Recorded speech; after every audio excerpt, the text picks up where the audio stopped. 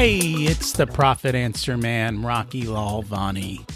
If you're new to the podcast, check out my interview with Mike Michalowicz. It's episode number 2. If you want to hear about each chapter in the Profit First book, go back and listen to episodes 3 through 13. Episode 1 is the why and how. On the Profit Answer Man, we learn money mastery without all the complicated accounting mumbo-jumbo using a simple system. Your accountant is busy documenting your transactions and creating a rearview mirror of what happened. My guess is you don't even look at the reports they sent you. If you're like most business owners, you struggle with this, and it's not your fault. We aren't taught money in school, and accountants aren't taught how to be profitable. The Profit First system created by Mike Michalowicz works, and he certified me to help you implement the system in your business. Remember, the new equation is sales minus profit equals expenses. Let's face it, without cash flow, you can't pay your employees, buy needed materials, or pay your mortgage and support your family. I help you to do that and more, so you can focus on the parts of the business you love and receive the rewards for your labor and investment into your business. The stronger you are as a business owner, the more jobs you create, the better we are as a country. Small business owners are the backbone of America, and for that, you deserve to be well rewarded. Just remember, more revenue does not equal more profit. That's why we focus on the bottom line. I'm going to start with a question today. Do you justify the losses in your business as investing in the growth of your business? Too often we're told you have to spend money to make money. That's at least what the salesperson selling you something is going to say to make your business more profitable. How has that worked out for you? Today, we're going to chat about improving you, which leads to you being more productive and the business being more profitable. We all get the same amount of hours each day, and those who are super successful use them intentionally to their best interests. Our guest is going to share tips for how to start and end your day so that you get the most from it, both personally and in your business. Jose Escobar is the founder and CEO of the Entrepreneur's Bookshelf, where he's a high-performance coach helping entrepreneurs take their lives and business to the next level. He recently released his latest digital program, The Morning and Evening Routine Mastery. He's happily married to his wife, Katie, and together they have 4 kids. He's been a sales professional for over 22 years, many of which included management and coaching positions. Let's meet Jose. Welcome to the Profit Answer Man, Jose Escobar. It's great to have you join us today. Thanks for having me, Rocky. Can you share a little bit about yourself and your business? Absolutely. So, first of all, I'm 38 years old, live in Silver Spring, Maryland. Born in Washington, D.C. I'm happily married to my wife, Katie, and I have 4 wonderful children, ages 14 all the way down to 1-year-old. Today, actually, is my youngest's birthday.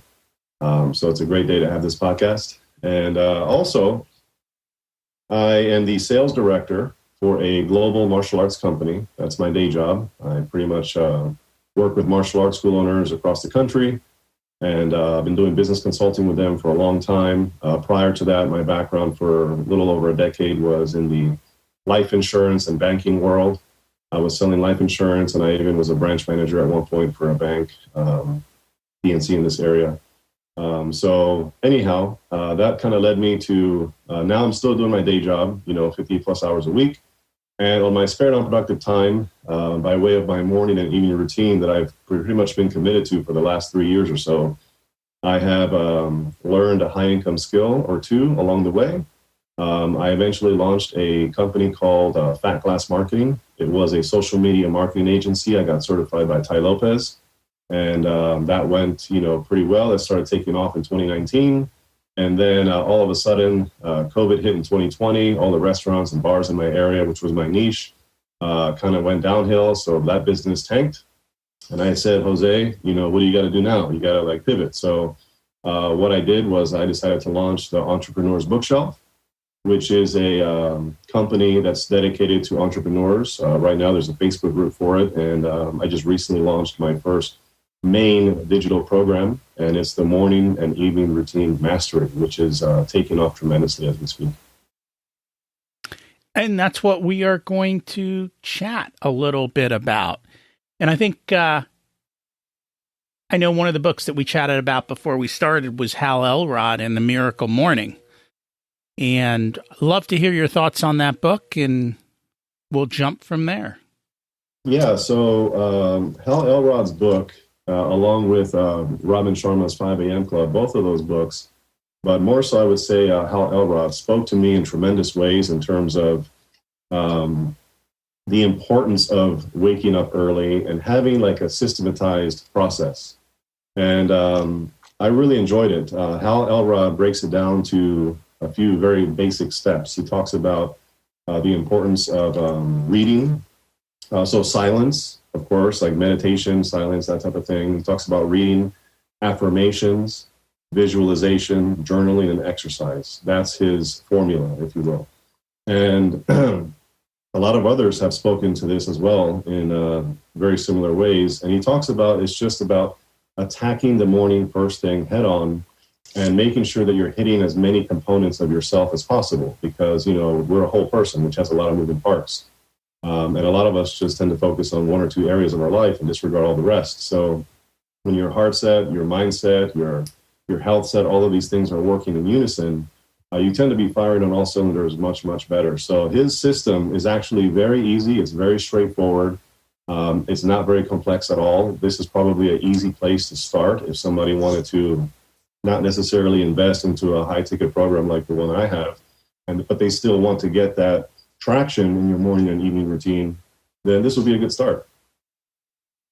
And so, I always hear people say, oh, I want to get up early. I'd like to do this, but I can't. I'm tired. And one of the things I always talk about, which I don't hear talked about a lot, is that in order for you to have a good morning routine, you need to have a good evening routine, because that's what actually starts the cycle.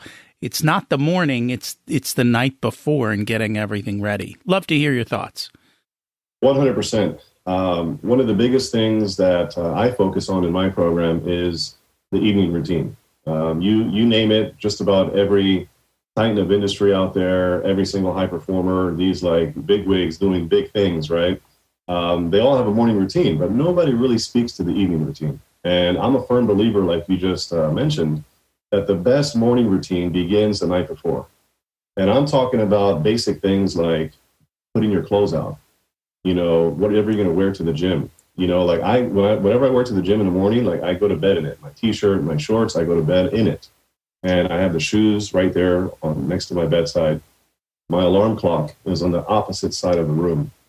I go to bed with the intention the night before that I need to be waking up at a certain time. I say affirmations at night that are going to get me excited to wake up. My whole day is planned. My calendar is set. My to-do lists, my non-negotiables, my priorities, my schedule, everything is set the night before. So literally, I don't have to think about things. Most people that have insomnia or just have trouble sleeping in general have so much going in their mind because they didn't plan them the next day. So they're thinking about all these unnecessary thoughts that you don't need to have in your mind. And another thing I do in the evening is journal. Journaling in the evening specifically is great because it's almost like therapy. You just kind of get your thoughts on paper, a brain dump, and it really helps with your sleep. In addition to that, I make sure that I am fully prepared in terms of commonplacing the night before. That's a huge thing in the evening routine. Commonplacing really helps me remember everything that I took that day. Have you ever heard of commonplacing by chance? No. Okay, commonplacing is an art of like 3 to 5 index cards, 3x5 index cards. Somebody who put it on the map was Robert Greene from Mastery, and he taught it to Ryan Holiday, who's one of my favorite authors as well. And exactly. And then this goes back to like Marcus Aurelius, and it goes back to like even Ronald Reagan, like some of the presidents back in the day, what they would do when they prepare to have a speech for world leaders, or they're going to give a talk or whatever, or write a letter of some sort, they would consult their commonplace book. It could be a physical book. It could be a filing cabinet like the one I have. And what it is on this index card, it says here, it says book in the corner. It says the actual title of the book, and it has a paragraph that I found to be super important in that book, in that piece of material that I read, and even the page number. So I keep this for future reference, and it's categorized by all types of categories. I have about 100 categories. Things like parenting, health, winning, losing, morning routine, character, faith, you name it, right? So it's just a great way to reference things like poems and quotes and ideas and thoughts and you name it for future reference, which is pretty great. So to me, that would be important because people read books, but they don't take action out of them. So having a good system in place to read a book, take notes, and then now you're taking them and putting them into another system so that you can track them and find them. That's right. I'm a massive fan of systems because what I find with a system is what you kind of said. I no longer need to think. And if I don't need to think, then I can act and I can get stuff done quickly. And if everything can be systematized, it can also be handed off to somebody else. Right. And so it makes the business much more efficient, and then that essentially makes you much more profitable. So that is always good from that standpoint. So I love the whole idea of creating those systems and putting them into place. And so for those of you who are fans of Mike Michalowicz and read the book, Mike takes his sneakers and puts them on the toilet. This way he has to pick them up in the morning. When he goes to the bathroom, he's like, okay, I've got them up. Now I can put them on my feet and go to the gym. And it's creating those anchors and that friction that push you forward and out that are most important. Back in the days when I used to wear a suit, like I had a system for how like everything was organized. So I didn't have to think in the morning, what was I going to wear? I would grab a white shirt. I'd grab the next suit in line that just rotated through. You look at the suit, you grab a tie that matches it, and off you go. I don't waste half an hour. What am I going to wear today? Does this look good? I go to the wife. Does this matter? Like none of that stuff. Have everything set and done so that you can focus on what's really important. And what you wore today isn't. And like you said, getting yourself up and out early to the gym. But and that's where people don't think. They don't go all the way backwards in the reverse engineering. So if I want to get up early, I got to go to bed early. And so that's where this whole evening routine comes in and the importance of doing that. Yeah, I wanted to say really quick to speak to what you're saying, to piggyback off what you just said. What I do at night, like I said, I put my shoes next to my bed. I'm wearing what I wear. So in the morning, first thing in the morning, I like to call it triggers, and I like the word you use as well. But I like triggers. And it's kind of like there's transitional periods in your day where you need a trigger to kind of make you say, oh, yeah, this is what needs to happen. And first thing I do is my alarm is on the other side of the room. So I physically have to get up to go turn it off. So there is no snoozing, right? And that brings a whole new meaning of you snooze, you lose. Because if you snooze first thing in the morning, you're taking the first L of the day just by snoozing. So I am committed to waking up for me now, I wake up at 4 a.m., but before I was at 5 a.m. And what I do is I wake up, excuse me, and then I immediately put my shoes on that are right next to my bed. I don't tie my shoes yet. I go and I turn off my alarm. I immediately walk into my bathroom, turn the bright lights on. I splash cold water on my face immediately. I brush my teeth, and then I have a bottle of water and I pound that out first thing in the morning. And then before I actually do that, I weigh myself because I'm always weighing myself in general. So that's my routine in the morning, and I don't go back in my bed. There's a 5-second rule. You have 5 seconds to put your feet on the floor and sit up and stand up.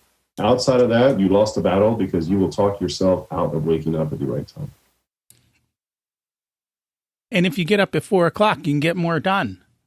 Absolutely. That's what it's all about. It's like, the good old saying of pain yourself first. It's the seizing the mornings. seizing the mornings, is equivalent to the whole financial idea of paying yourself first. You are seizing the best hours of your day where there's no pets, there's no family, there is no work as far as coworkers or employees or anything. It's just you and you. And I think the highest level of reaching self-love is self-care. You have to give yourself the appropriate self-care and recharge and really hit all of the areas of your life to be where you need to be. That is so, so important. So what do you do with people who struggle, who go, I can't get up, I never do well in the morning? So first of all, I tell them they need to create some affirmations, because we are never going to behave out of alignment of how we see ourselves. So if we see ourselves as night owls, we are not going to all of a sudden become morning people. And I can't tell you how many people I've heard use the excuse, and I call it an excuse. They might see it as a reason. I think it's really a thin shell stuffed with a lie. I think we all have the ability to wake up early if we choose to. It's just a matter of choosing to be that type of person. So, and there's tons of science and research that speaks to the morning hours and how that's the most effective time, and that your willpower is at its highest. And there's something that says where your willpower declines throughout the day. So you got to front load your day with the most important priorities, like working out, or the needle movers, I would say, whatever the needle movers are in your business or your life. You got to get that done. Like Brian Tracy says, eating the frog first thing in the morning, right? So I would just tell these people, create affirmations that start to change the way you see yourself, that change the way you think, that start to make you think you are a morning person, that you enjoy waking up early. So I would start to reframe and reprogram your mind with affirmations. And then secondly, I wouldn't say don't commit to 5 a.m. when you normally wake up at 7. 15-minute small increments, just like Jim Quick talks about in Limitless, small, simple steps. I believe James Clear talks about it in Atomic Habits as well, small, simple steps. We talk about it in Profit First. You make improvements 1% at a time. Yeah, that's it. Small, simple steps. Right. Yeah, that 1% is the whole Kaizen philosophy. Your biggest goal is to just be 1% better each day. And that is also part of waking up early. So I would just say little by little, don't try and be a hero and say, I'm going to start waking up at 5 a.m. starting tomorrow, because it's not sustainable. And you will fall flat on your face, and then you're going to start to have the automatic negative thoughts, the ants that are just going to start traveling through your mind, and the old tapes are going to start playing. See, you're just not a morning person. It's just not for you. And then you're going to go right back to your old routine. So start very little by little is what I would say.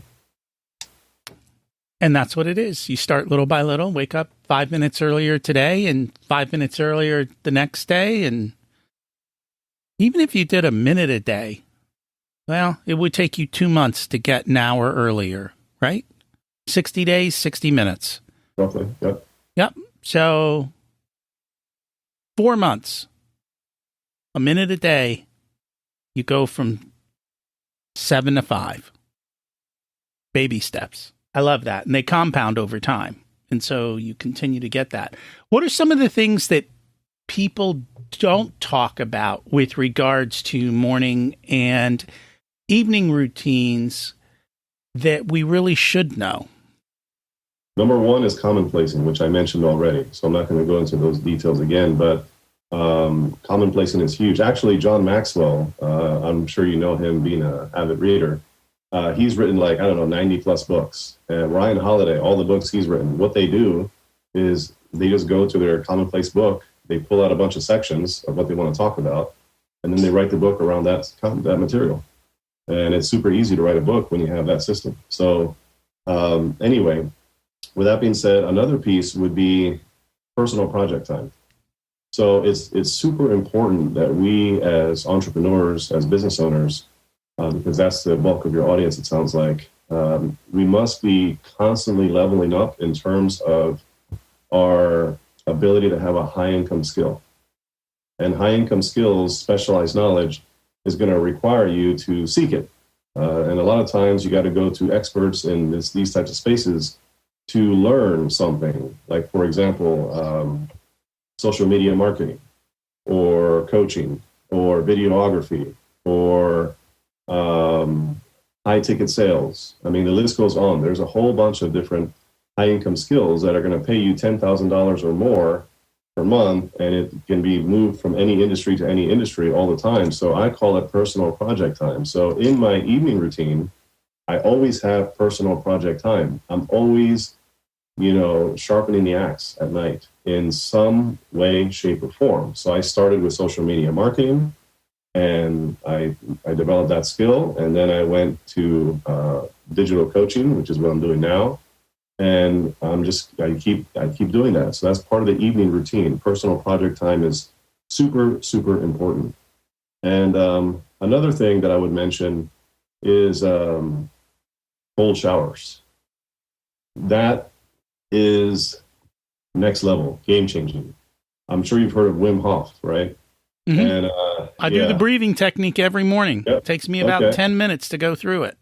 Yeah, the cold shower is not something that's necessarily talked about all the time, but it is definitely a game changer. For me, it's helped me in so many ways. Like, it's miserable in the beginning. Just like Robin Sharma says, everything is hard in the beginning, messy in the middle, and glorious in the end. And the truth is, I hated cold showers, but I did it because I did a program called 75 Hard by Andy Frisella. And that was a great program. It was like a fitness type program. And at some point when I got to phase 1, I started doing cold showers. And then I said, well, I'm going to start including that in the morning routine. And I earn my cold shower. So the first thing I do in the morning before everything else is I work out, right? So and then afterwards, I earn my cold shower. And once I get in there, of course, it's absolute hell. But eventually, when I'm done, it's like, wow, I feel so alive. I feel so energized. I feel such clarity of thought. And it's just a feeling that I cannot describe, and it's very addicting. And so far, all of the people that have graduated from my program, one of the pieces of action items, homework, if you will, in the program is attempting a cold shower for 3 days. And I'd say about 60% of the people that have already gone through the 8-week program have committed to doing it consistently just because they love it. So it definitely helps. I think it depends on what part of the country you're in and what season it is.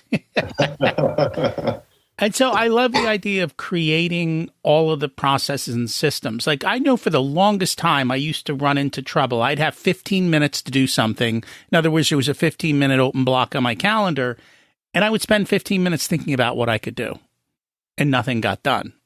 And then what I started doing was using my Google Calendar and creating tasks. And every time I had something to do, instead of doing it now, I would create a task and I'd put it on my calendar in an open spot. And when that time came, I would go, oh, I have 15 minutes. Oh, here's my task. And I would just start doing them and checking them off. Because most of them only take 5 minutes, 10 minutes. And I stopped wasting time. Like, that was the biggest thing that I found. And I just did my year-end business planning. And one of the things I did was actually evaluate time and say, because I want to know how many clients can I handle, what's appropriate. And I realized by looking at my calendar and calculating all the time that I'm wasting a ton of it, even in spite of all these things. So I'm learning now to conquer some more of those things. And I know you talked about learning one thing at a time. We're big fans of the 12-week year, which is also based on the same principles as Profit First, which is Parkinson's Law. And it's basically, limiting yourself in time and then also being super focused on one thing. So, take 3 months. This is my theme for these 3 months. This is the part of my business or life that I'm going to work on. Everything else must wait. And that's a big thing of what Warren Buffett says, pick the one thing and get that done. Otherwise, you'll have 20 undone things, which will get you nowhere. Yep. And so having that focus and being intentional up front, planning everything out, getting it done and on a calendar. And as part of my thing of doing that, I also realized, well, why am I doing this? Why can't someone else do this? And learning to offload my tasks so that I have the time to work on the high value things for me, and I'm not wasting my time on silliness. And I think that's the biggest problem. We're all running around wasting a lot more time than we imagine. And the most precious asset we have and the most expensive is our time. So being able to manage that, be in peak performance, allows us to build a more profitable and successful business. Yeah, that's awesome. That's awesome. I'm going to look into that 12-week year. I've actually never read that. I've heard about it. I actually know somebody who was doing that for their morning routine. They had like a system, 12-week year for their morning routine. And I was impressed by what they had going on. I would definitely say that I've noticed that our culture, and this is a guy named Chris Matakas, I've been in martial arts world. Chris Matakas is a great author. He wrote a book called Improve, as if your life depends on it, right? And I have it here somewhere next to me. It says, grow as if your life depends on it. That's the subtitle. And I encourage you to pick it up. This guy, Chris Matakas, just is a high-level writer, very much like Jordan Peterson, right? It's like you got to read it kind of slowly to digest the richness on every page. There's just so much that is being said in one paragraph. And he said something about our culture views personal development the way we view dessert at the end of a meal. It's an added benefit, but not necessary. And that's how people view personal development. And I truly believe that if there's an entrepreneur out there who's listening to this and you don't have a morning and evening routine right now, that is an actual routine. Because every time I have a strategy session with folks and I give them like a free consultation, and then some people join and some people don't. But, in that discussion, I have found that majority of people do not have a morning and evening routine. They just don't. And a lot of these are entrepreneurs, mind you. And I say that because in the beginning they say, yeah, I kind of have, I kind of have a morning routine. There is no such thing as I kind of have a routine. You either have a routine or you don't. A routine is just that. It's a routine. It's non-negotiable. This is what you do in a very systematic way. They say we don't, rise to the level of our goals. We fall to the level of our systems, right? So if you have a system in place, you have a foundation, a framework, a routine, this is how you're going to take your business to that next level. It is literally going to take your business to the next level because you have so much time that's completely to yourself to commit to the needle movers, both personally and professionally. So I'm a firm believer in that.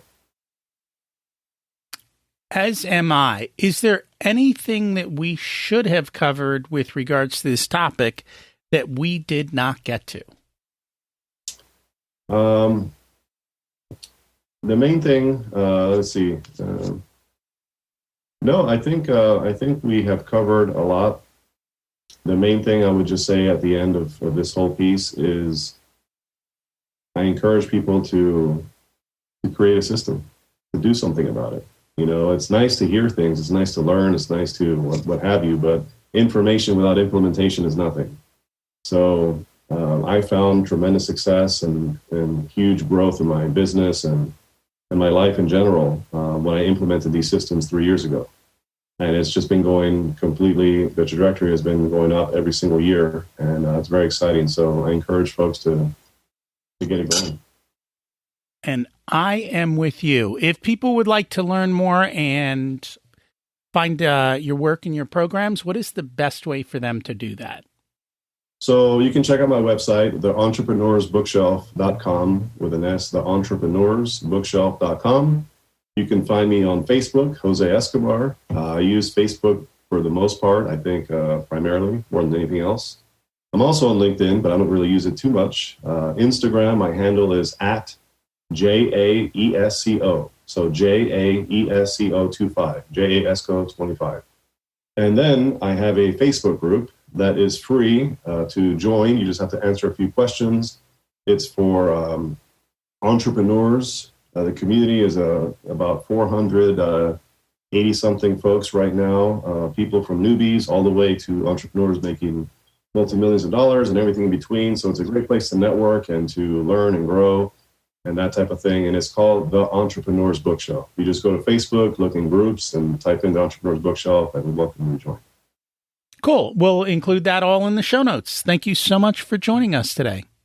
Thank you so much. Appreciate it, Rocky. Can you get up a minute earlier tomorrow? Can you make a 1% change in your business? Constantly making small changes will help you compound in every area of your life and business.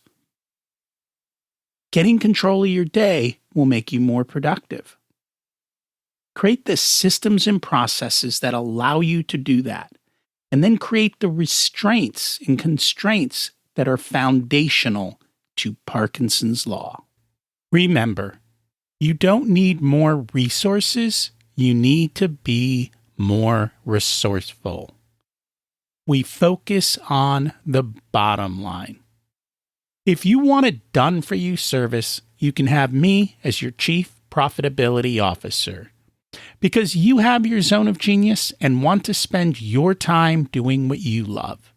I only work with a handful of clients, so they get my full attention. I work with business owners who have or are growing to $500,000 to $5 million in revenue. You can use the scheduling link in the show notes to get on my calendar for a good fit conversation to see if I'm the right person to support you and how I can help you. If you want to learn about living the life of your dreams, check out my other podcast, Richer Soul. As we close out, let's repeat the mantra. Revenue is vanity, profit is sanity, and cash is king. Have an abundant and profitable week.